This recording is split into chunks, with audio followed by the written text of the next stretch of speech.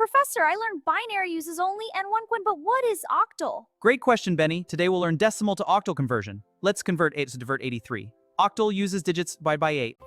Decimal system uses 10 digits from 0 to 9, but octal system uses only 8 digits from 0 to 7. So octal stops at 7. Let's convert decimal number 83 into octal. Yes, step by step, please. Step 1, divide the decimal number by 8. 83 divided by 8 gives quotient 10 and remainder 3. We keep the remainder. Now divide the quotient again. 10 divided by 8 gives quotient 1 and remainder 2. The remainder is 2. Again divide the quotient. 1 divided by 8 gives quotient 0 and remainder 1. Wow. Now we stop because the quotient became 0. Now read the remainders from bottom to top. That gives us 123.